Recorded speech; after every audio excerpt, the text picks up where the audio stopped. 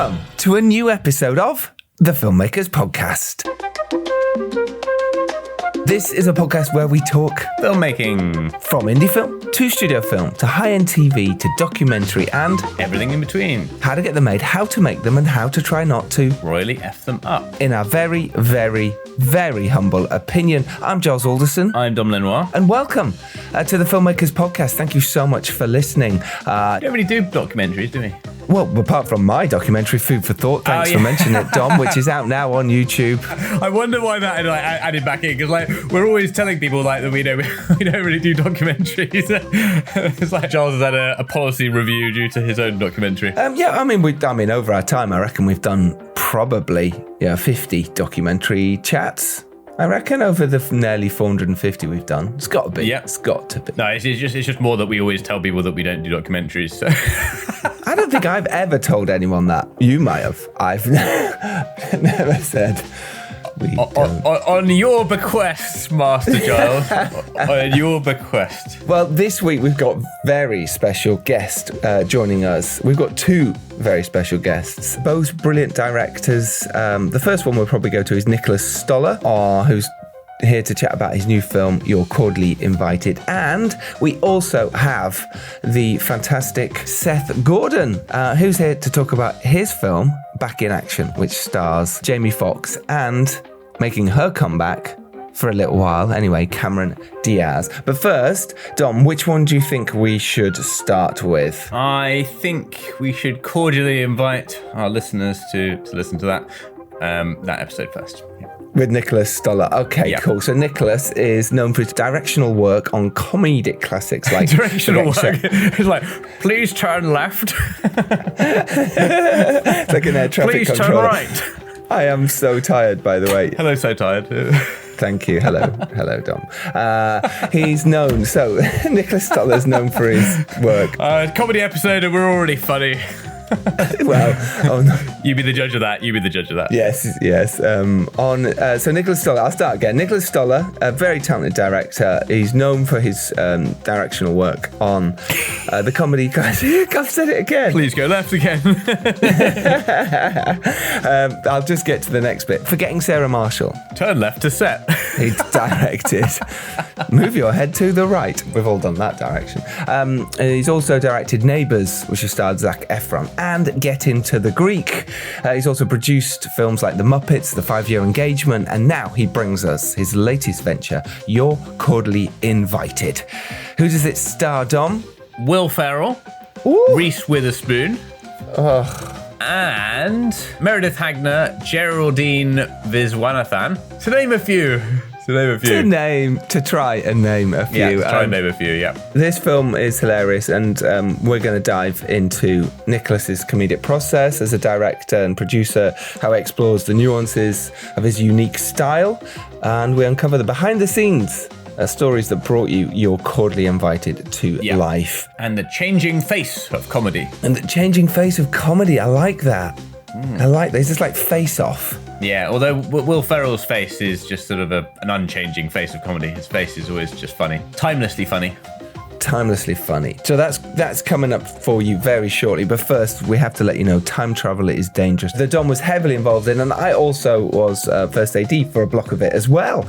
So We're both massively involved in this movie. Time Travel is Dangerous, which is out in cinemas now. Yes, it is in over 100 screenings across the country. We had a triple sold out premiere gala at Muswell Hill a couple of days ago, which is very exciting. I didn't realise Screen 1 and Screen 4 and 5 are at opposite ends of the cinema, involving many, many stairs. We had 3 intros to do. So the first one I had to intro and host 10 people on stage, which in a sort of comedy lineup is like herding cats. It's a comedy in itself. Yeah, and then running up to the next one to introduce, and then running up to the third one to introduce. And by the time we'd done that, it was pretty much time to do the Q&As after for the next 3 screenings. And then there was a big reception, but it was It was loads of fun, and it was great to produce that with the Shakespeare sisters and Master Redding, the director, and Giles on the first AD duties. Yeah, and I got to see it for the first time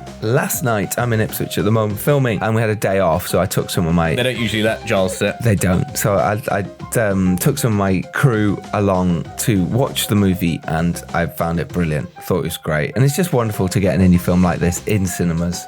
So do go support. And see my great cameo. Yeah, was it just your legs? I saw the white jeans, and I thought, that's Dom walking past. No. I was the cowboy who in the shootout. I didn't know that. Oh, that's amazing. Next time you're watching. That's fantastic. That was really funny. It's a great stunt death. Wait, was that you dead? Yeah. It didn't look like you. That's brilliant. Okay, cool. That's acting. That's acting for you. Yeah. That's acting for you. Well, congratulations to you, Mr. Cowboy. But yeah, I'm knackered now. I'm tired. My voice is tired. Because we're filming, we've done our first week of feature film sessions. Giles have been having a bit too many sessions, you might say. Yes, it's been going really well. The crew are amazing. The actors are really delivering, and when you're in it, you're on it. Your brain's whirring at a million miles an hour, and you've got so much to process, so many things going on, so many shots you want to get. It doesn't matter how much you prep, doesn't matter how many shot lists you do. When you get there, it kind of gets thrown out the window, and you think about the new things. It all falls apart. And yeah, just having an amazing team around, just sort of you going, it has really made a massive difference, and it's looking beautiful. It's looking great. Fingers crossed we keep this up. Yeah, one scene I was crying like a baby behind the monitor. I just couldn't help it. Nothing was happening. I was just crying. No. It's just very emotional scene. Yeah, that was just a normal morning. Yeah. No one was there yet on set. It was just crying. That's the best moments, though, isn't it? When you're emotionally moved by your stories. Yeah, it was great. So that's what I'm doing at the moment. So yes, as I sort of said, I'll fill you in as much as I can. At the moment, that's as much as I can. I think we're about to announce who the film is starring. So in the press, since that's probably next week, I'll let you know what's happening with that. But yeah, so should we get to the episode? Why not? The first one. Yeah. This is our first chat. Well, it's Dom's actually. Chat with director Nicholas Stoller, talking all about his brand new film, You're Cordially Invited, which you're cordially invited to listen to. Welcome to London. How are you doing? I'm doing well. How are you? Very good. Yes. Had a burst gas main, so it's been. Oh no, it's been a very very cold 5 days for me. Oh gosh, is it fixed yet? No, it's still on the books. Oh, I'm sorry to hear that. But how's your sort of trip to London? How's it? It's been great. Very brief, but good. Yeah. Amazing. Yeah. So congratulations with the film. Thank you. It's very funny. No, thanks. Which is great. I feel like comedy's making a bit of a comeback. I hope so. last sort of half a year, yeah. It feels like there's been a real resurgence in sort of making comedies, because there was definitely a dead patch where it was like really hard to get stuff made. What's your sort of thoughts on that sort of? Yeah, I mean, for whatever reason, it's been harder to get comedies released in theaters. It's harder to, and there's been fewer of them made. But people, I always, it's my favorite genre. Obviously, it's what I make, and I just think it's the most human, relatable stories are told in the comedy genre. I guess is what I would, and so I think it's gonna be evergreen. It's always gonna come back. It's always gonna be here. When everyone's like, "It's comedy's over," I'm like, "No, it isn't. It will just come back, maybe in a slightly different form, but it'll always be here." Well, it's a part of life, isn't it, as well? I mean, there's always drama and there's always seriousness behind comedy as well. There's so much subtext, and it's not just something to make you laugh. There's all these sort of great themes there.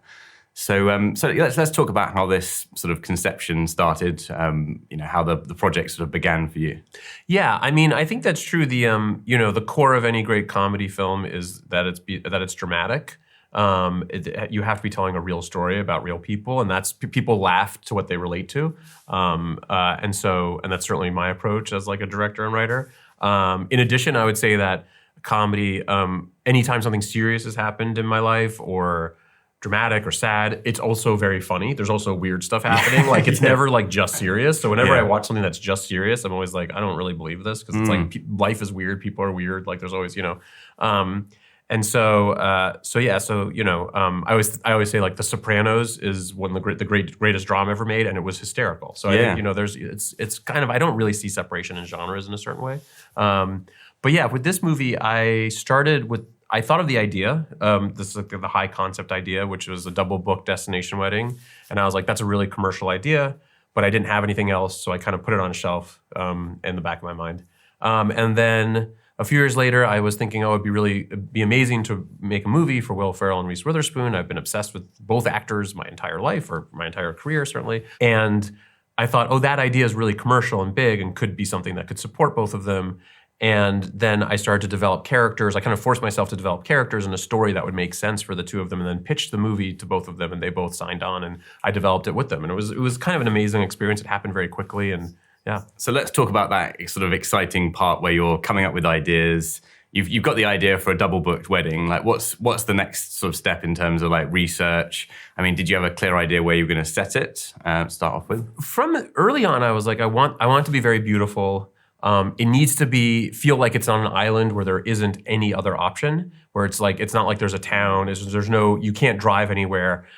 It's an island. And it needs to feel small. And it's completely made up. Like, it doesn't. That Palmetto Island doesn't exist. That bed and breakfast doesn't exist. It was all built on stage, and it was honestly created for the concept, because I like this idea of kind of a very beautiful small venue for this wedding, where also it would be a nightmare to have two big weddings. Yes. So it had to be small, which kind of ended up, any kind of big hotel went out the door for that reason, in order to make the comedy idea work. So yeah. Amazing. And I mean, was it, in terms of like building the stage, what was the sort of process for that in terms of envisioning? Did you always have because I mean, the dock is a very sort of key part of the proceedings, and there's a really nice stunt there which sort of goes on with the dock sort of falling apart. Yeah. Which I'm guessing, if you're doing that in a real river, is slightly harder to sort of, coordinate. So what was it? I mean, do you like to draw maps? Do you sort of mood boards in terms of how you're going to design the whole thing in terms of this like island idea that you sort of discussed? Yeah, I mean, the dock, the dock that it was based on in my head looks nothing like where we ended up. But on my honeymoon, I went to this beautiful resort in Fiji that had a very long dock that went out into the South Pacific. Was just beautiful. And I was like, that does seem like the kind of thing you would have a wedding on, or you'd have something. And so, and I worked with my amazing production designer, Teresa Gulasarian, in creating this place. And it was created, there's some man-made lakes just outside Atlanta. We shot the film in Atlanta. And so we shot near these lakes, on these lakes. And there was a house that we kind of extended with visual effects to create the B&B. To create the Palmetto House. And then in the golf scene where Will and Reese are playing, she's hitting golf balls into the river or into the lake or whatever. What they're looking out at is actually, there are a lot of houses that we kind of erased with visual effects. So we make it feel very isolated. And that was due in no small part, like Teresa had really created a vision for it. And I was, and I also was very specific. I wanted to be an island off in the South. I just wanted this to be I'm from Miami, which is kind of Southern, kind of not, but I love the idea of a movie that really took place in the South. That seemed like really fun to me, and beautiful. And so we kind of created this fictitious island where all of this could happen. And so, when they're on the boat when they're on the boat, we shot using a drone, them on this boat, but if you go a little bit higher, you can see that they're in a very small lake. Right. It's like very, very small. Yeah. We were just high enough that you just see water. And so it feels like they're going away. There was also, not to get pretentious, but a bit of a Shakespearean feeling to me of just like going into the woods. Like there's, the characters all like leave civilization and go into the woods and have an experience in the woods and then leave the woods. And so I think that there was like kind of like, and in the woods magic can happen. And, and I also thought about that conceit a little bit as I was making the movie. I do think that like that mixture of kind of heightened reality and creating this journey into somewhere else, like the sense of journey, like physically in films is it really sort of sets the mood on getting into this island. Oh yeah. Rather than just being like, okay, we've just arrived somewhere and it's it is what it is. Yeah, that was like with the opera and then on the boat and all of that. That's like they're going in the woods, and then I had that ridiculous montage of them driving away from the island is kind of them going back into civilization. It was pretty intentional because I thought the kind of storytelling it was harkening back to that sort of old time style storytelling. So what's the kind of the challenges in terms of blending real assets with CGI. We've obviously got virtual stages these days as well. Like, how was that kind of process from the get-go and sort of trying to create this? It wasn't a ton of CGI. It was mainly erasing stuff, so erasing houses. We had this amazing LCD. I think it's called a LCD backdrop outside the B&B. Rather than it being like on stage, rather than being just a flat backdrop, we had this gigantic screen that we filmed. We filmed the location, so we filmed the lake and stuff. So in the background, you feel movement and stuff. And so we were actually even able to shoot Will and Reese walking up the steps with this backdrop, and you wouldn't know. So it's all practical. It's all actually, that wasn't even visual effects. It wasn't a giant green screen. It was a big screen that had the actual information on it. The more movies I direct, I try to do as much practically as possible and in camera. Even stuff as silly as like watching something on a phone. Usually I would burn it in, but if I don't have to burn it in, if the character can really be watching something that's been like really watching the video, it somehow is just always better. I don't know why. Well, it's performance, isn't it? And it's immersion. I mean, like when you take people to somewhere and you sort of build as much as you can and you get a sort of a feel for it, and all of these elements, they just help performance. Yeah, they help. Yeah, exactly. And that, because you're obviously trying to sell something that they're not completely there. So it's anything you can do to sort of help that is definitely. And they were, all the exterior stuff, they were really there. We were really on these very beautiful, like kind of woodsy locations. And then it was just the bed and breakfast. The interior we built on stage. The bedrooms we built on stage. The barn we built on stage. So then but the exterior of the barn was this beautiful location. And so it was kind of a combination of being on stage and making sure that when they run inside, they're running inside from, like when it starts raining, the whole party runs into the barn, and then we pick them up on stage. So kind of, but it's all it was pretty practical. There wasn't, again, the visual effects was mainly used to erase houses and stuff like that. Getting rid of stuff. Getting rid of some stuff. It wasn't like creating a whole thing. Even the bed and breakfast, the core house was there. We just extended it. Amazing. So let's talk a little bit about the actual character sort of building. You mentioned sort of building this for Will and Reese. So you've got the idea for the sort of basic story. Like what's the plotting out of the script like for you? Do you like to sort of go bullet points or a treatment? How many characters do you like to sort of flesh out before you sort of getting into the writing side? I mean, I tend to write like a million crappy drafts is the way I describe the process. I write very quickly, and I write draft after draft after draft. Everyone has a different approach. This is just, for whatever reason, the way I do it. And I start by just listing ideas. Like I kind of like list lots of ideas on a document. That's actually before I pitch the movie even. I'm just like listing ideas. This could happen, that could happen. And then over the course of the many drafts, I kind of discover what the movie's about really emotionally. In this movie, what was interesting is originally it was Will's daughter's getting married and Reese was the character getting married. And early on she said, I don't think this makes sense. Like, who cares if I get married? It doesn't, like, she was like, I think my sister should get married or something. Cause like, so what? The stakes of me getting married, it doesn't matter. And I thought about it and I was like, oh, she's 100% right. That totally makes sense. And so I changed it to her sister getting married. And it's suddenly the entire movie clicked into shape. That was a big moment where everything just suddenly worked. And then, so I kind of write it for a long time to get all those things working. And then once the casting process starts, I then rewrite it based on the cast the people I cast. And that also is, I talk to the actors, I kind of get a sense of who they are. I riff with them a little bit, and then that goes into the script. And so it keeps getting rewritten as I go along. So did you have like other actors in mind as you sort of went on beyond those sort of initial sort of two leads? Because it feels like a real mix of like fresh faces and less fresh faces and really established actors. Yeah, the only person who I knew I wanted to cast was Geraldine Viswanathan. I knew it from the beginning. I just was like, she's so good. She's such a good actress and she's so funny, but she's really grounded. And she just, for some reason, seems like Will Ferrell's daughter. I don't know why. She just has like a playfulness about her. There's something about her just even that I believed it. And so I started with she was in my head, and then the casting, my amazing casting agents, Jeannie McCarthy and Nicole Bellera, they pitched Meredith Hagner to play the sister, and she did the table read, and she was perfect, and they seemed like it was a really funny dynamic between the two of them. And then Reese pitched Leanne Morgan, who plays her older sister, who's been doing stand-up for a while. Has kind of blown up in the stand-up world, but this was her first movie and had no idea. Every day she was like, I have no idea what's going on. Like she was very like upfront about having literally no. Yeah, fish out of water something. Yeah. She was just like, I was like, so your mark's over there, and she's like, what's a mark? And it was like amazing. I love her so much, and she's so funny.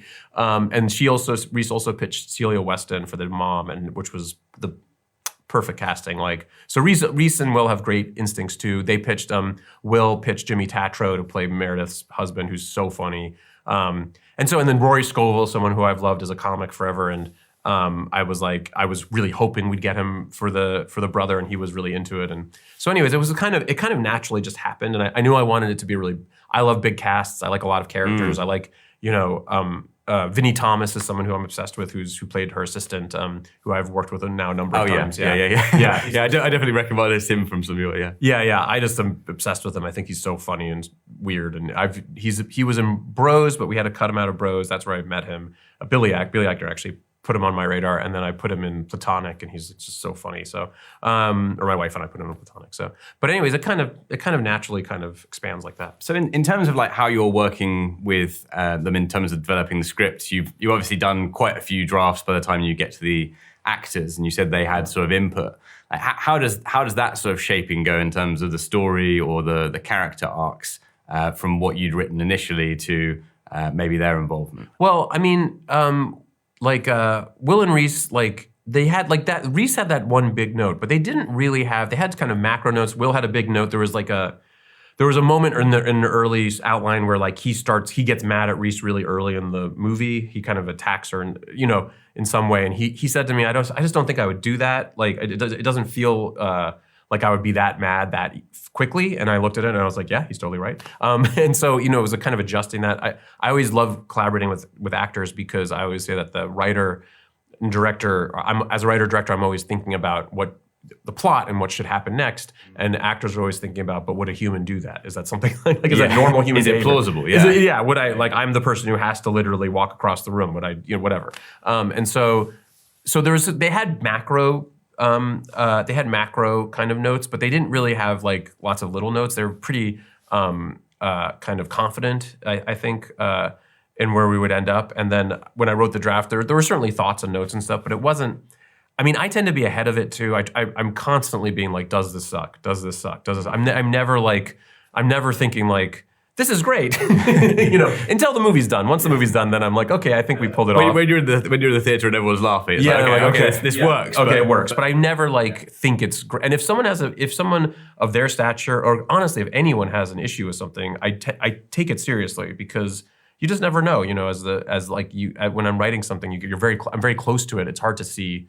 The big picture. And so yeah. I suppose it's a bit difficult as well when you've got actors that are that funny, because it's probably, I'm guessing on set, it's kind of like an echo chamber where it is just so funny being around all this, all this stuff that's going on and sort of trying to cipher through that.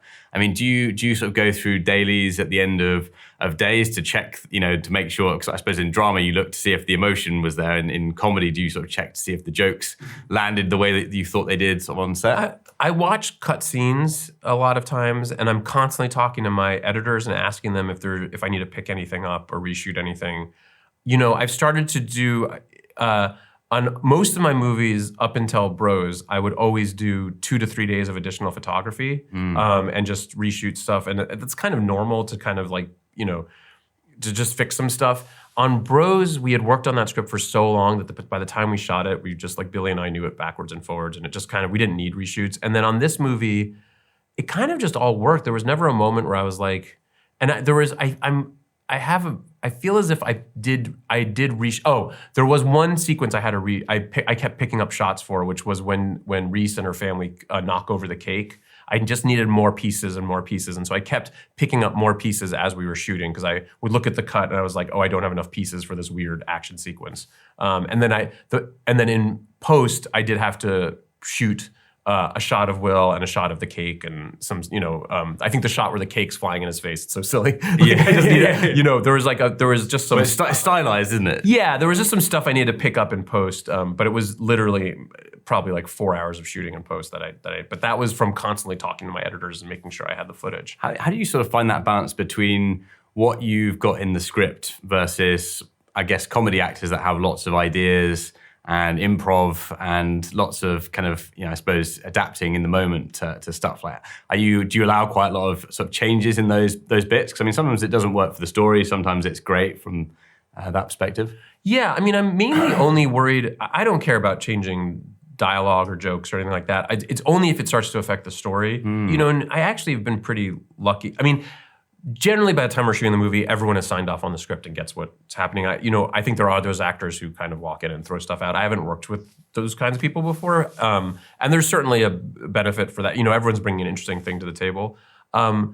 With this movie, and honestly with most of the movies I've done, an actor might be like, oh, I wouldn't say it this way, I'd say it that way. And I'm like, sure, do it however you want. It's not, it's as long as it doesn't affect the story point, And so I'm also constantly thinking, it's pretty easy as a comedy director, get lost in the comedy, the jokes in the scene, and not take a step back and be like, but what is the point of the scene, And so, there's people behind the monitors who help me. I have a friend of mine, Brendan O'Brien, was a executive producer on the film. He's a really funny writer. He co-wrote the first Neighbors movies and wrote a Bad Neighbors movie. And so he was on set and he would come over to me and he would pitch jokes and stuff. But he had jokes that he'd written, but he also would say like, hey, I think emotionally you need to redo that. And I'd be like, oh yeah, you're right. So it's nice to have a second set of eyes sometimes. I suppose that's the thing. If the emotion and the characters aren't kind of landing and the story isn't keeping you compelled, you immediately are drawn out of it and then you're not laughing at the jokes because you're aware you're watching something rather than sort of, going along the ride. So it's definitely something not to sort of miss. Yeah, you have to always be checking that the emotion that you're checking back in with the emotion, and that all of that really happens in the writing stage. It's writing. I think it would be very scary to be writing while shooting because you're trying to figure out your movie while you're shooting the movie. That seems very scary to me. Usually, when I'm pretty organized, and usually by the time I'm shooting, I really know what the movie's about, and I could defend. A friend of mine said we had a table read for a movie, it was for Storks. Finally, Storks was this movie that I wrote and directed, this animated movie, was finally starting to work in the animatics. And this executive at Warner Brothers said, yes, the movie is now defendable. And I was like, that's like, you want your movie to be defendable by the time you get to by which I mean you can explain why every move is there, to anyone, So in terms of how you wanted to shoot it, lens choices, all those kind of things, and also I suppose for, timing and making sure some of the set pieces sort of came together. What's your process in terms of the cinematographer, figuring out that collaboration, how to sort of get the pace of the film as well? So. Yeah, I mean, so the cinematographer is this great guy named John Gliserian. I worked with him my wife and I worked with him on the Platonic, both seasons of Platonic, and worked with him on our show that we did called Friends from College, that was on Netflix, and he's just awesome. He's married to the production designer on the movie, Teresa Gliserian. And so that's a great combo. It's great because she builds in the lighting that he's asking for. So there's a great collaboration there. He and I speak the same language. He's, first of all, very fast, which is important. I don't want, you never want a DP who's just like very carefully lighting one person or something. One light in the background, they're tweaking it for an hour, yeah. Yeah, I mean, there's a certain kind of movie that's important, but his light is really beautiful. His composition is amazing. This was a movie where I wanted every frame to have like 5 people in it. Because it's a wedding movie. And so I didn't ever want it to just be, I mean, with rare exception, there's moments where Will and Reese are together, or Will and his daughter, or Reese and her sister, But it was always going to be a lot of people. I said to John early on, I was like, I think we're going to have 3 cameras basically every time we shoot. So let's build the sets so they can accommodate 3 cameras. It was more about that.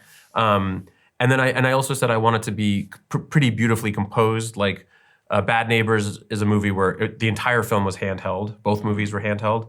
And it kind of had a little bit of a rough, edgy aesthetic. Intentionally, it's a little bit of it's as close to an action comedy as I've done. Yeah.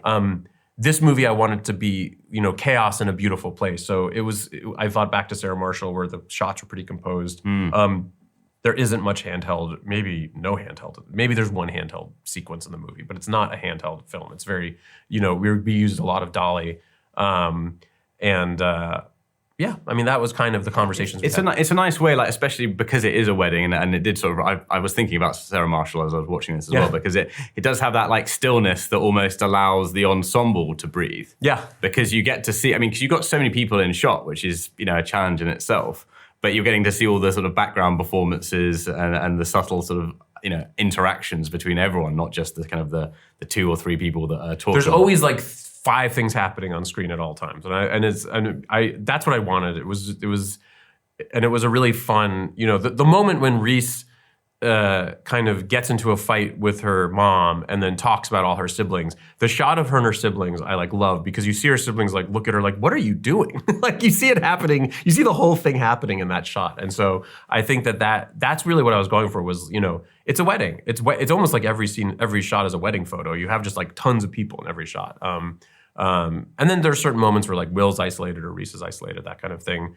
I also wanted intentionally beautiful moments, like when she's hitting golf balls into the water is supposed to be a very pretty moment, which then is, undercut when Will admits that he did this thing to her wedding and she suddenly loses her mind. So, it's fun to just kind of take the audience on this ride. Yeah, and you've got to find the peaks and the troughs as well between the funny moments and the more still, calm moments, because otherwise if it's just 100 people in a room all the way through or in a space all the way through, then you don't sort of get time to appreciate it. Yeah, and I think the moment the movie really takes off is when Will is outside toasting his dead wife. It's the moment you feel the audience be like, wait a minute, this isn't just silly. There's something else happening here. And when Reese sees him and you feel there's a connection there between them, which is, that moment is, I just love that moment because it is this moment. What's funny about that moment is we did a split screen there to time it out exactly. So, so we did use technology to time it out, but it's a really beautiful moment, and it's done in one shot. I think I'd cut then tight to Reese, but you see it in one shot. You see their connection in one shot, which is it's all little things like that. Yeah, it all feeds into the subconscious, whether you're concentrating on the other people in the background or not. It's all sort of building. They're connected. Layer. Yeah. Is there any danger of over rehearsing when you're doing comedy in terms of pushing the joke to the point where everyone's done the joke and everyone's laughed at the joke? How do you sort of avoid that as a sort of pitfall? I think the thing that I've learned as a director is more confidence to do fewer takes. I think in the past I would shoot tons of alt jokes and do many takes. I mean, I would do 7 takes, not 100 takes, but I do 7 takes. Now I probably average 3 to 4 takes, if that, and it's because I kind of know I got it, and you don't really get much more after that. It depends on the actor you're working with. Some actors warm up and take a few more takes, but on this movie, I was I would get it pretty quickly, and feel okay, I have what I need here, and then I can move on. But I always do rehearsals before we shoot the movie because it's a no pressure, and it's literally probably 3 mornings. It's not a ton of time, but we kind of read through the script. If there's it wasn't in this, but if there's a sex scene, I might, just so the actors feel comfortable, I brought a bed into a room and blocked it with everyone to make sure everyone feels comfortable with what we're doing. But it really, on this movie, it was reading through the whole script with all the actors in a no time pressure situation where, it was the first time I'd worked with, as an example, Leanne Morgan. And so we read through all of her stuff and I was like, this doesn't sound like your voice. Let's adjust it so it's your voice. So it was there was stuff like that happened in that rehearsal. So it's kind of like getting people comfortable and just getting the actual words out. Yeah. Because I'm guessing you've done all the sort of, the prep on terms of what the characters are, and they've done that, and what the I know what the story point is, but what the characters are saying might not support it for that actor, and so then I adjust what they're saying. So it changes. The script will change in the rehearsal. The rehearsal is really more for me than it is for the actors. It's for me to familiarize myself. Yeah, and to get it into your head, I suppose, how they're saying it, and to sort of build that picture that's different from the script. Yeah, exactly. So, what's just as a sort of a wrap up sort of topic, how do you think comedy has maybe changed from when you were first starting? And is there any advice on, I don't know, getting into making comedy films? Yeah, I mean, it's hard for me to tell because I've just been now weirdly doing it for a while. I mean, I think that, people are I'm often I've been asked on this junket, is it harder to do jokes? Is it harder because of whatever, because of social media? And I haven't noticed it. I think it's always the same thing, which is you have to tell a story that has an honest emotional core, and that is, and that's coming from character, and the comedy has to come from character. And so, that kind of answers most questions, and that's always going to be true. I'll watch a movie like The Apartment, and it's honestly pretty feels pretty contemporary, in certain ways. Or When Harry Met Sally is a movie I watch over and over again, and it feels pretty contemporary. And I think the classic movies follow the same rules, which is what is the core character? What do they need? Trading Places is a movie that I love watching. It's a very different kind of movie, but that couldn't feel more appropriate now given where we are in the world right now. Yeah. So, it's just, and these are movies that are true to their characters, and will they have jokes that fall flat? Sure, of course, but for the most part, they're still hilarious and they still work great. So yeah, I just think and they all come from character. So I suppose that's it. Like, the pitfall is always when you try and create a joke to be funny rather than because it's actually from where someone's backstory and who they are and those kind of things. And when it sort of jars with that, that's kind of when you lose people. When it comes from something real, then it's human. Yeah, when it comes from something real, an emotional thing that the character's going through, then it's always going to work, or often going to work. So just going back to your early, start point, like how you got into film and like what were some of the biggest hurdles, do you think, to making, your first sort of breaks, I guess? I mean, I was like, I think the first movie is always the hardest thing to get to do. And I was just very lucky. I basically, I was, Judd Apatow was my big mentor figure, and I had worked, with Jason Segel on this TV show called Undeclared that was about college that Judd was the creator on, and so Jason and I became really close. We kind of shared a creative interest in love and like relationship comedy, and so I kind of, I'd written a bunch of screenplays by that time, and Jason was working on Sarah Marshall, and so I kind of asked Judd, hey, will you support me as the director if I kind of help Jason rewrite this? And he said yes. And you kind of just have to look for your entry. And I was like, I feel like this is an entry moment because Judd has some leverage right now. He's just made a hit with 40-Year-Old Virgin. And I kind of found my way in very quickly in that moment. And you're kind of always looking for that. I think now it's like, it's so easy to make things with your phone. And a lot of comedy is just people talking. When I think about a movie, this came out a while ago, but like Sean Baker's first movie, Tangerine, that's like an incredible movie made on his phone. And you didn't need much more than your phone, So I think now, if I was doing it, I probably would just try to make a movie, like some small budget thing on my phone. That was much harder at the time when I started. Or you find your way through writing. There's not a lot of good writers, there are a lot of bad scripts out there. So if you write a good script, it will find its way, I think. Yeah, and finding the right people to collaborate with. Exactly, that's definitely yeah. Amazing. Well, it's been an absolute pleasure to chat to you, Nicholas. Thank you. Yeah, it's been great talking to you. Thanks. Woohoo! There we have it.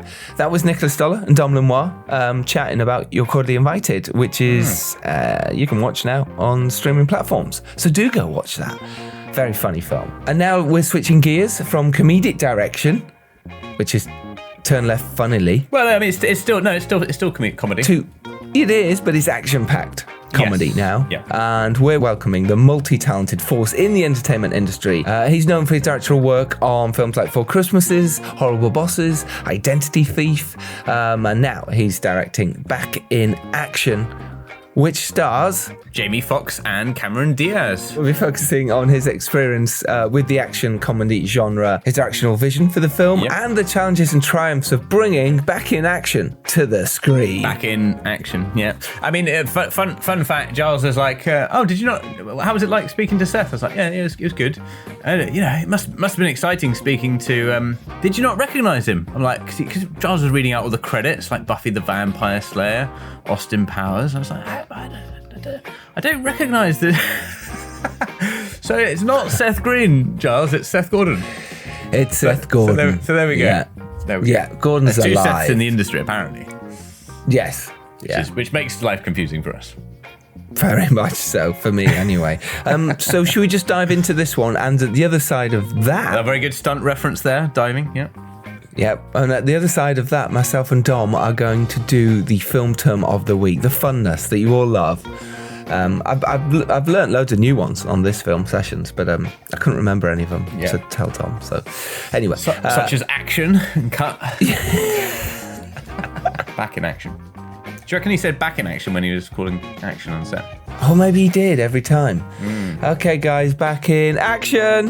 Yeah. Why not? And so this is him. Cameron, you've had a hiatus from film, but you're back in action. I'm sure she loved that. So here's Seth Gordon chatting with the ace Dom Lenoir, all about the action-packed and hilarious world of Back in Action. Have a seat. Take the special green microphone for guests. Okay. How are you doing anyway, other than the usual. Yeah. How was that? I mean, was that the first time? I'm guessing you've done some kind of small test screenings. Not with the finished product. Really? Okay. Interesting. And Do you need to check if the levels are okay? just speak again. I'm speaking while eating chocolate. I think we're pretty good. Yeah, yeah. We're all good. So, I mean, what was it as you expected? Listening in with the audience for the first time, because there's always moments you think are going to be funny, and sometimes audience don't laugh as much, and then there's other bits that catch you by surprise. I learned that Germans don't know what Karen is as a joke, but they do know what boomer is. Right. So, like, there's certain idioms that, like, just are clearly cultural. And there was also some in the audience that were reading the subtitles, you could tell, and others that were already fluent in English. So, like, there's a little, I don't know, this is interesting. And German audiences, I think, have a great sense of humor. There's this sort of, in England, there's this kind of idea that Germany don't enjoy jokes as much, but I know quite a few German people. I've got German family, and I think actually they really get on side this kind of film. Yeah, they had a great sense of humor. I just think some stuff, you can lose perspective on how culturally specific or contextual something is. And it's really kind of a wake-up call in the sense that Netflix distributing however many countries, this thing needs to travel, and some stuff is going to just play differently no matter what. There's nothing you can do really about that. Just try to make it the best you can in English in the language you know, and hope that it translates. Yeah, because I mean, it's also covering America and England, and they have similar but slightly different sort of sense of humor, and it's set in both those places. And it's making fun of both Americans and Brits equally in the movie, or trying to just like poke a little bit of fun at both sides. So anyway, yeah, it'll be really interesting. Yeah. So I mean, it's exciting to be in London, I'm guessing. It's yeah, well, I spent a lot of time here making this movie. Yeah. I mean, the one of the really exciting bits going along the Thames, the speedboat, the sequence. It's very sort of iconic for London. I mean, how was it sort of shooting those kind of moments in London? Because I mean, even films that are, you know, British sort of films don't shoot those kind of sequences very often. It was brutal, as you could imagine. It was freezing cold, and the river, the swing and the tide is dramatic. It's menacing, isn't it? Yeah. So we had to, you know, just do little chunks at a time and pick it off, you know, and some had to be second unit. Of course, they don't want anybody actually jumping in the Thames, so that part had to be done elsewhere. So it was a much more ambitious sequence than I think I originally intended, you know? Yeah, I think if you're sort of outside of London, then you would probably, I mean, watching the film, it looks like they're going in the Thames, but anyone from London that knows how bad the currents are and also how disgusting the Thames is, like you wouldn't put anybody in there willingly. No. So I mean, let's talk a little bit about how the first conception of the project, like how you first heard about it or started your involvement in it. Well, I wrote it and came up with it. So I guess it started with a germ of an idea, thinking about families and secrets and spies, you know, and what would it be like if someone like Jason Bourne or, you know, Mr. and Mrs. Smith, if they had kids, what would they have to do to keep their family secret, you know, or protect their kids? They probably have to quit the business, go into retirement, and then some of the challenges of raising teenagers. You know, the notion of the stories you tell and the stories you don't tell, or like the secrets that your kids start keeping from you when they're trying to separate their lives from you, I think just seemed like a really rich area. So that was the germ of the idea. And then we just riffed on it and evolved it. And what is your process as a writer? I mean, you've obviously got a lot of experience in the industry, but how do you like to sort of plot stuff out? Do you think about it for a long time? Do some research? Come up with like a treatment plan? Do you just like to dive into that first draft? Like how did that sort of start? It was a very outline heavy. Like I think really the writing process for me is the same process as the documentary editing process, which, you know, you're looking at 100 hours, 150 hours of footage, and there's the story you intended to capture, and then there's what you actually captured, and then there's what you can actually tell from that to an audience, and breaking that down, kind of like the card structure that we're all familiar with and that Sid Field wrote about and whatever. I think like that, it's in that universe of approach, but I think I dig deep into character because that's the only way I can make sense of story, honestly. And for this one, it was really about Cameron's character, Emily. You know, what it, you know, putting the squeeze on her being caught between daughter and mother. Yeah. You know? Yeah. And it's sort of intergenerational family story overlaid on this sort of MacGuffin-driven spy thing. So, and I suppose as well, like for stories to get the audience engaged and for people to be on side, both with the comedy and with the actual storytelling, it has to come from character. It has to feel like these people are living these experiences and their decisions are informed by, you know, their backstories and who they are. So that's always it's the only way I could make sense of it. I'm sure there's other ways to do it, but that's what clicks for me. So so you got to the first draft of the script. Yeah. What's the process there? Do you have like a few trusted advisors or friends before you send it out? Well, when I first was riffing the idea, it was with my friend Bo, who was the eventual producer of the movie. Oh, great. Okay. And then because I worked closely with him on the outline and like expanding it out, I wanted someone to work with on the first draft because I'd never done it from scratch. And so I worked with a guy named Brandon O'Brien, and he was an amazing partner for that part of the process. And we wrote that draft, and Bo had a deal at Netflix at the time. So that was where we took it. And then they took it off the table. There was no other place that saw it. So, I mean, do you think having a sounding board is vital? I mean, I find it's like whether you're writing with a writing partner or you're writing solo, having someone that you can someone outside of your own brain that can, you know, say, yes, this idea makes sense, or no, that's ridiculous, that's not going to work. For sure. And also because you end up driving yourself crazy, I learned, with variations of every scene, of various ways the story can go. You know, you plan it as well as you can, but then when it starts to take on life and voices and the options become infinite, like it's really helpful, at least it was for me, to have someone to, you know, have a deadline with to turn in my version of Act 1 or whatever, you know, like just so that someone keeping you honest and on point. And that was super, super helpful. And he'd been through it, of course, many times, like a seasoned screenwriter that he is. And it was very helpful for me, honestly, to not get stuck in that draft, which I think could easily have happened, you know, where you're just trying to perfect it, trying to make it better, not sure about it. But if you just, I said I would send it by Friday and a day, I'm sending it, you know.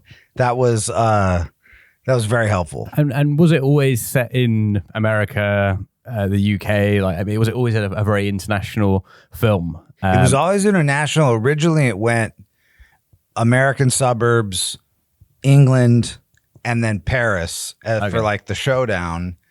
And then that just seemed at some point too hard. Like that, we're probably going to film in 2 countries, not 3, in terms of the footprint of a production, and started to get practical and real. And the original ending, it seems like you've seen the movie. I have, yeah. Yeah. So the original ending, I was really important to me to demonstrate the MacGuffin, what it was capable of doing in like a big scope or scale. And we were doing that in Paris at the Olympics with lights and electricity and whatever. And it led to like chases through the catacombs and the underground part of Paris. And that's fine on the page. That's a fucking nightmare to make. Yes. Can I swear? Yeah, Sorry. Swear as much as you want. That would have been really tough. So I chose something that those I mean, in the catacombs London, alone are pretty sketchy. Like they're so vast. yes, and dangerous. And okay, now what are we doing? Building like a miniature, or I don't know. It was a little too ambitious and a little too crazy. But I did, for those who are, in London, they'll know that I chose something almost as crazy by putting it at the Tate, like an important sequence at the Tate, which should be absolutely impossible to shoot at, but we had a great location manager figured it out. I do like that about some of the Netflix kind of productions is that you've been able to shoot somewhere where people would only dream of shooting, like that central in London. I mean, any kind of speed. I think we're stupid enough to not know how unreasonable of an approach that is, or how unreasonable of a hope. But I mean, you mentioned shooting in two locations. I mean, any kind of production that isn't just shooting in one country or within a couple of hours drive, it's really tough. Yeah, because there's so many considerations, both from a sort of producer standpoint and also a crewing sort of position. Because there's certain people you can bring across. There's certain people you have to hire locally. The camera kit doesn't always get flown over. You have to hire locally on that. Everything is like self-contained in a way, and it's like having to move house into a different, like, not only country but continent. I mean, that's literally. And there are certain restrictions around crew where you can't, it's not automatic that you can just bring everybody from one of those countries and have continuity in your crew. And that's a big deal, honestly, in just the simple example, just using the word continuity. Our script supervisor, it was not an option to have her come between continents.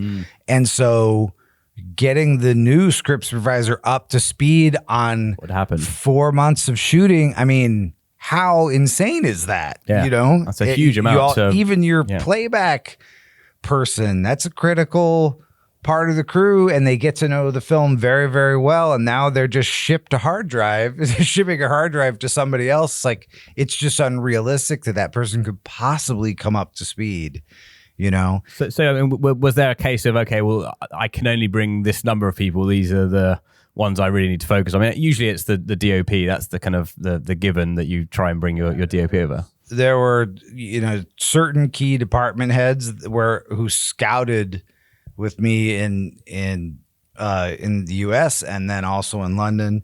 And then there was a sort of lengthy debate about, do we do this do we start in Atlanta and finish in England, or vice versa, which it might sound trivial and simple, but was a pretty big deal in terms of, where we were in the seasons, for example, and the way things look. So how much light you've got, how cold it is. And I suppose also, like, from a comfort perspective as like a director, it's a decision as well. Is it, do you want to start on home soil, or do you want to start, in another country? Like, it's. I mean, what was the decision sort of that led that? It was driven by rebate, among other things. It was driven by. I really wanted the suburbs where they were anonymous, after they'd retired from the spy world. I wanted the suburbs to feel sort of idyllic and sweet and springtime, not sort of the dead of winter. So that was part of what was motivating the order we did it in too. So just going back to the script again, like, how did it change from maybe you've done your first draft, maybe you've had a bit of a polish on that first draft, then you've got your producer on board, your Netflix are potentially on board, and you're maybe green lit. Like, how did it change from that initial this is the first stab at what this story should be to, okay, this is what we're going to end up shooting, like in terms of maybe some of the sequences, the story, like little moments. Yeah, there were, in the initial version of the draft, there was, in Netflix's opinion, like one too many big set pieces, big ambitious set pieces. There still are quite a few. There's certainly not a shortage of them. Even in the reduced version. And then there was a development that came late in the process when we were already prepping here in London.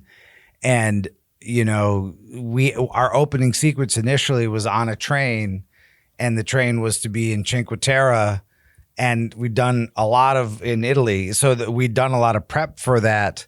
And we got the note sort of late in the game, no train, which we think was driven by, they had a lot of movies coming that had train sequences in them. Yeah. But they didn't articulate it that way. So the challenge was, how do we at the 11th hour come up with something that we could actually execute and stay on the schedule we wanted to stay on. And that just became making up that plane sequence, sort of. Really? Wow. I mean, that's one of the biggest sequences. I know, it's completely insane. It's ludicrous.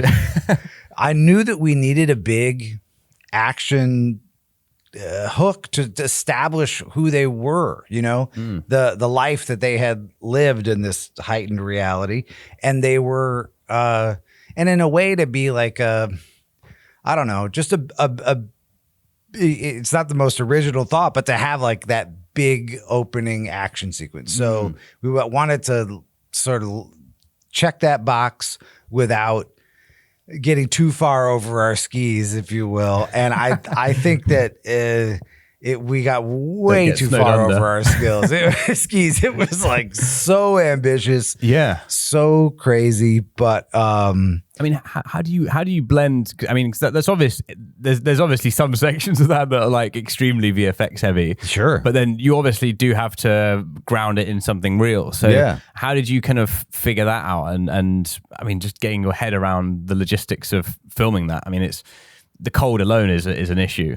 Yeah, it was a complicated math problem, really, and it's you're right to say that we got to ground it in something. And so the choice was right after that pure emotional moment, the confession about the pregnancy. It's only after that you can go into such a crazy sequence, right? So like really establish the character dynamic and then go into the very ambitious fight sequence. And there were a lot of different steps and stages. I mean, I guess we presume that this is spoiler central. Okay, so essentially the only time there was a real plane was when they were in the hangar and they were walking towards it. Right. And that was like every other instance of it, even when it was on the runway, we didn't have a plane. Okay, so right? you got sets, and then you're using. We have sets. Are you using sort of virtual backgrounds at this stage, or are you using? There were some virtual backgrounds. Sometimes it was putting a CG plane in where we didn't have access to that same plane, like just adding it to a plate. Sometimes it was. Often we were in a fuselage that was built by our effects department. That was our set, looked like the plane, but we had the ability to rotate. We called it the rotisserie rig. It's the same. It's the same group that built that hallway from Inception. Oh yeah, I know. Yeah. It's that spins round. Yeah. Yeah. So it was the same kind of idea where the whole thing would be able to turn, and the lights would also be able to animate, and so that you felt like, as the plane tumbled down the mountain, that the sun, in quotes, was always in the right place. Yeah, and that kind of grounding, like where people are interacting with gravity, it does just subconsciously sell it. Like it does just think, okay, well, someone is sliding down this wall. Like there's no way they've just jumped there. Yeah, and we were very deliberate working with the stunt team about really throwing them around in there and it being violent. And to your point, that grounding it in every way we could, knowing that it was sort of a larger than life premise for that scene, but to try to have the hits feel real, the Jeopardy feel real, all those things. Do you think the industry has changed in what VFX is capable of in the last sort of 5 years? I mean, it feels like there's been I feel like it's changed in the last 5 weeks. I mean, it's right, such a rapidly developing area of the business. I mean, if you're allowed to even say the word AI, it's like the way it's going it's fascinating. It feels like it's just going to continue changing very, very rapidly.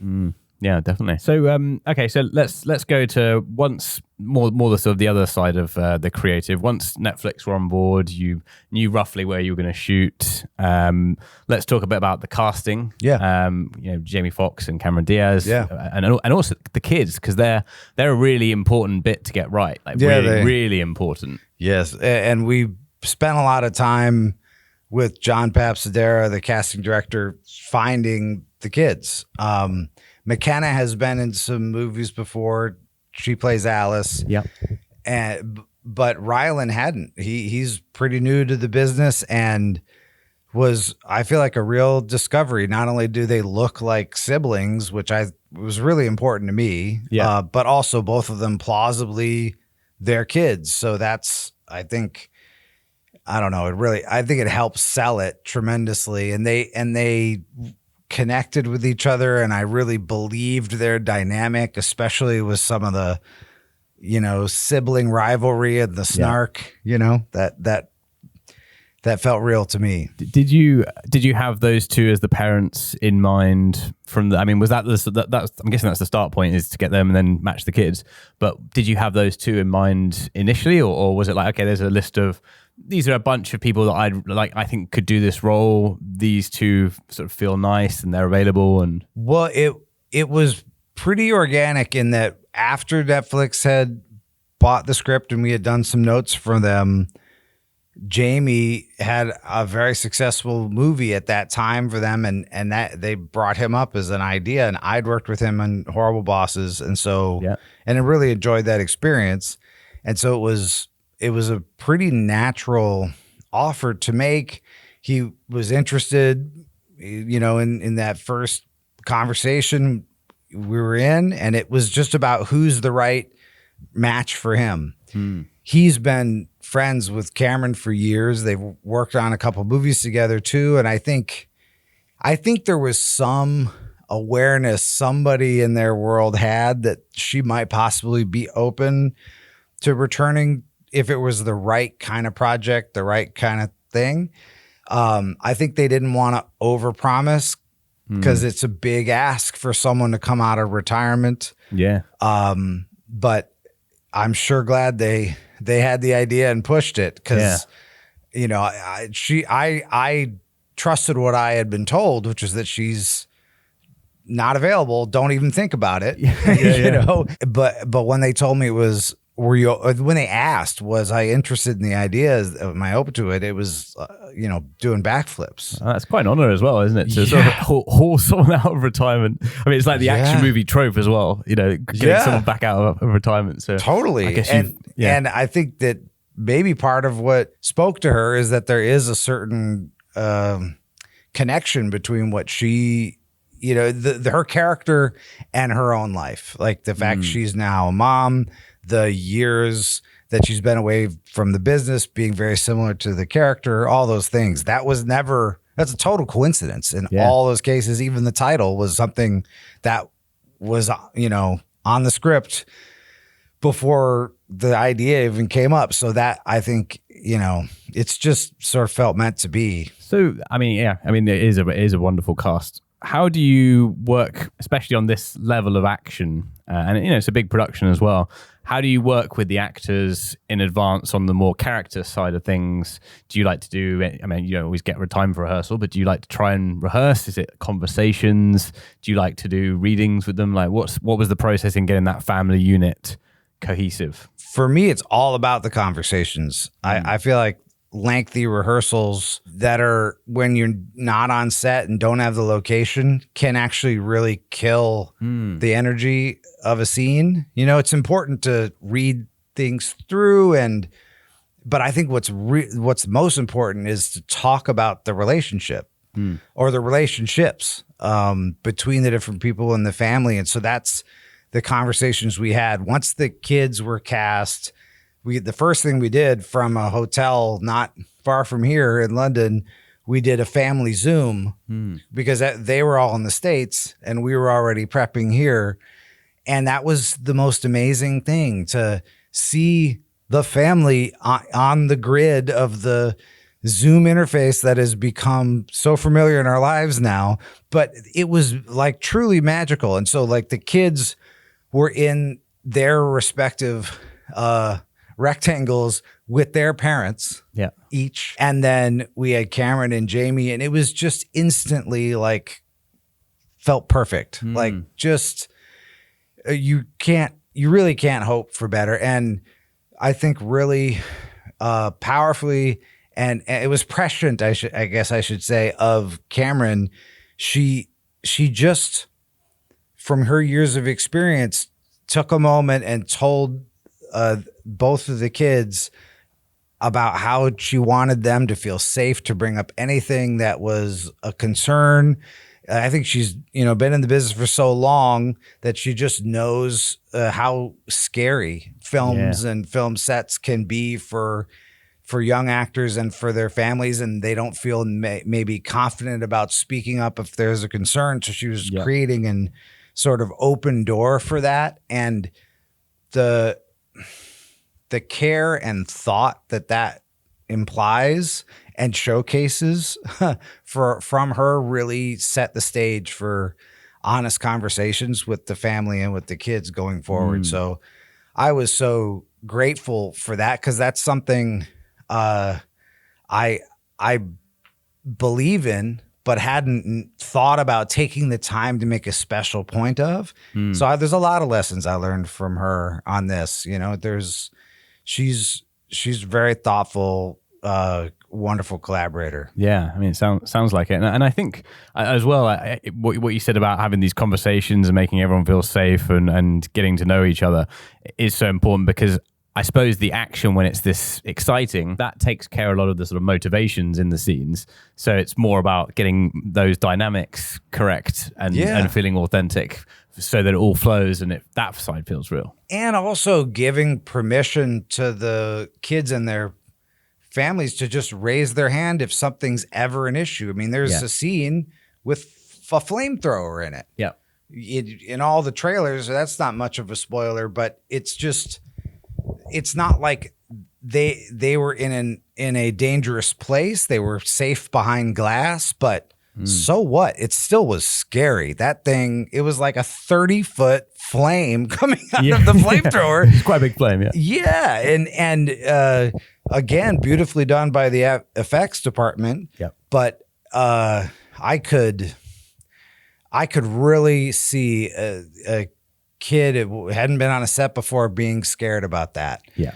As it turned out, he was just like, whoa, that is awesome. It's pretty much like how I felt too. It's just awesome. We did that. It wasn't at Shepperton. It was at that other studio. Pinewood. I think it was at Pinewood in a parking lot. Yeah. Where we were going to shoot that at a real gas station, and then found that it was in certain wind conditions in the Heathrow flight path, so we couldn't. Yeah. So we ended up building it in a parking lot, and it was glad we did, because it needed full control, really, for that to be safe. So we've got to wrap up, but I'd just like to ask a bit of advice, maybe to someone starting out in the industry, or maybe to yourself many years ago when you were trying to break into film and television. Yeah. Oh God. One piece of advice. Yeah, just something like that springs to mind. Like, I guess this is really coming from, for me, the documentary background, but I think it's really important to focus on something that you're passionate about, a story, a topic that you really connect to deeply, not just something that you think is neat or trying to follow in somebody else's footsteps, but because that connection and to the material and the passion for it is what's going to help you get through the many obstacles that come up along the way. That's what I wish I had been told, I suppose. It's a great take. Thank you very much. Yeah. It's been a pleasure. Cool. Thank you. There we go. That was Dom smashing out 2 podcasts for you in one, all about comedy and comedy action and funness with superstars. What it's like to direct superstars. On major streamers. Yeah, all on major streamers now, so do go watch. Why not? Why not? Right, let's get to our film term of the week. Dom, would you like to sing us in? Well, I still haven't listened to the jingle, so I don't understand why you haven't. I don't know. How about film term of the week? Nice. Film term of the week this week is Dirtying the Frame. What does dirtying the frame mean, Dom? Well, I mean, a dirty shot in general is, instead of having a clean close-up, for instance, you have like the other actor in the foreground, like over the shoulder usually, or something like that. So I'm guessing it's either, I can't remember exactly, but it's either going to be something in the foreground, whether that's the other actor or something like set, like prop-wise, so that it's not like a clean, straight shot of someone. Absolutely right. That is correct. A director has many choices for how you could shoot your scene. So if you hear dirty shot, it means there's probably, as Dom has said, some physical intrusion. It could be a body part, could be a shoulder of an actor, or it could be a bottle. It could be another body part, or it could be a table leg, or it could be a glass bottle, or it could be, a wall. That is called a dirty shot or dirtying the frame. How dirty are your shots on the set? To be honest, quite dirty. I do love a dirty shot. I do love a dirty frame. I do like it. So if you hear a dirty shot, it means Giles is in the background. It means I'm in the background. For an actor, it means He's doing his handiwork again. you need to cheat your height, perhaps, or your shoulder in, so that we can get the correct angle as the actors for the shot. Dirtying the frame or dirty shot. There you go. You learn something every week. You probably all knew that anyway. So Dom gets one right. Yes. Which is nice. Nice for a change. Finally. Thank you all so much for listening this week. One of those episodes will be on YouTube. And if you haven't seen our YouTube channel yet, do go, because Dom's chat with Stephen Graham and Erin Doherty on YouTube has smashed all records for the Filmmakers Podcast. And we're up to 140,000 views on it 148,000. Yeah. Oh my God. I know, we're pushing 150. So if you be so kind and go subscribe, because there'll be the new one right now dropping of Dom's interview with one of those directors. I can't remember which. I do need to get to set. I am on splits at the moment, which basically means you do half shooting in the day and half in the night, so you can get some of your nighttime shots as well as your daytime at the same time. So I'm on splits, so I do need to get to set. So I've done enough talking of this. I want to go prep my shots and do that. So you do that. So I'll leave you, Dom, with this. So you can sign everyone out. You say the goodbye. You know, the elevator and stuff. Go on. I never remembered the elevator. If you're lucky enough to rise up to the top, it is your duty to send the elevator back down again. Thank you for joining us on this week's episode of the Filmmakers Podcast. Yay! Bye! Bye.